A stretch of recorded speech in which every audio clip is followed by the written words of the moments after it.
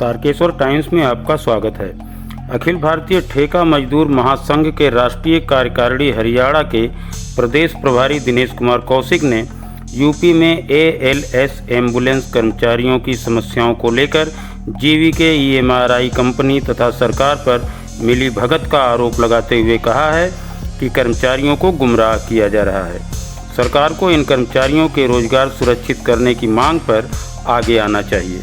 इन्हें कोरोना योद्धा का सम्मान तब मिलेगा जब इनके रोजगार सुरक्षित रहेंगे। बता दें कि एएलएस का ठेका बदल जाने से कभी भी यूपी में 1000 एम्बुलेंस कर्मचारियों को रोजी के लाले पड़ सकते हैं। अनूप पांडे की रिपोर्ट। देखते रहिए तारकेश्वर टाइम्स। जो कि अखिल भारतीय ठेका मजदूर महासंघ राष्ट्रीय कार्यकारिणी सदस्य, आज जो एएलएस से संबंधित कर्मचारियों का मुद्दा उत्तर प्रदेश में चल रहा है, क्योंकि ये कोरोना योद्धा भी हैं, कोरोना वॉरियर्स भी हैं। 2 चरण ये अपना तन मन धन से अपनी जान जोखिम में डाल के जनमानस की सेवा भी कर चुके हैं। लेकिन अब शासन प्रशासन और कंपनियों की तरफ से इनकी अनदेखी की जा रही है। उसका कारण, पहले ये सारे कर्मचारी बेसिक लाइफ सपोर्ट्स एम्बुलेंस पे कार्यरत थे, बीएलएस बोलते हैं जिसे। उसके बाद कंपनी के द्वारा ALS advance life supports ambulance का संचालन किया गया, जिसकी संचालन किया जा रहा था वो कंपनी थी जीवीके ईएमआरआई।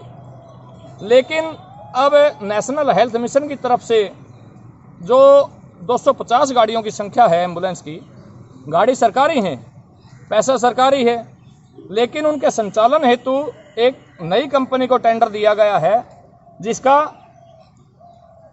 कंपनी का नाम है ZHL चिकित्सा हेल्थ लिमिटेड। लेकिन अभी तक पुरानी कंपनी ने कोई भी किसी भी कर्मचारी का अभी तक टर्मिनेशन लेटर जारी नहीं किया है। जो नई कंपनी है उसके द्वारा एक विज्ञापन निकाला गया, जिसमें नए कर्मचारियों की उन 250 गाड़ियों के ऊपर भर्ती की जा रही है। जहां हमें नज़र आ रहा है, कर्मचारियों को नज़र आ रहा है, ये दोनों कंपनियों की मिली भगत है।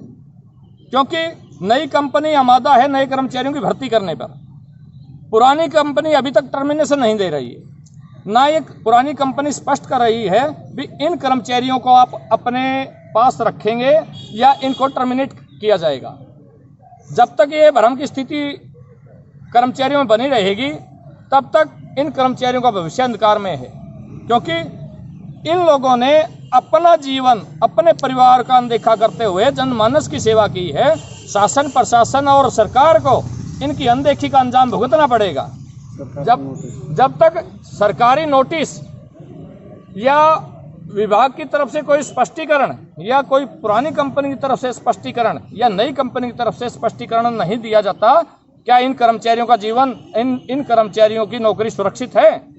जब तक ये लोग अपनी असमंजस की स्थिति में भ्रमित घूमते रहेंगे, तो हमारा इस आपके माध्यम से शासन प्रशासन को अवगत करवाना चाहते हैं, इन कर्मचारियों को स्पष्ट तौर से तय किया जाए, ये पुरानी कंपनी के कर्मचारी हैं, ये नई कंपनी के कर्मचारी हैं, या ये नेशनल हेल्थ मिशन के कर्मचारी हैं। जब तक ये भ्रम की स्थिति खत्म नहीं होगी, कर्मचारियों का जीवन अंधकार में है, नौकरी असुरक्षित है। और कोरोना योद्धा कहने से, कोरोना वॉरियर्स कहने से कोई योद्धा नहीं बन जाता। वो अपने परिवार की सुरक्षा नहीं करेंगे तो और किसकी सुरक्षा करेंगे? अपना जीवन त्याग कर इन लोगों के द्वारा लगातार 1.5 साल से सेवा की जा रही है। तो सरकार से ये निवेदन है, मीडिया के माध्यम से, श्रम विभाग के माध्यम से भी, इनके जो नौकरी है उसको सुरक्षित किया जाए, सेवा सुरक्षा इनको दी जाए। और जब गाड़ियाँ सरकारी हैं, उसके बाद पैसा सरकारी है, ट्रेनिंग कर्मचारियों की सरकारी तौर से है, तो इन कंपनियों के बीच में क्यों रखा जा रहा है? तो इनको विभाग में ही अधीन किया जाए, पेरोल पे लेकर इनको सरकार के अधीन से ही अधीन किया जाए, और जो सैलरी है वो विभाग की तरफ से सीधे इनके खातों में आए। तभी इनका असली सम्मान होगा, तभी ये असली कोरोना योद्धा घोषित होंगे। और अब तक जितने भी कर्मचारी हमारे शहीद हुए हैं, उनको आज तक बीमा राशि नहीं दी गई है सरकार की तरफ से। तो ये हमारी ये भी मांग है उन कर्मचारियों को जो कोरोना शहीद हैं, उनके पीड़ित परिवारों को बीमा राशि 50 लाख रुपए और सरकार की तरफ से भी कोई सहायता राशि उनको जल्द से जल्द दी जाए। धन्यवाद।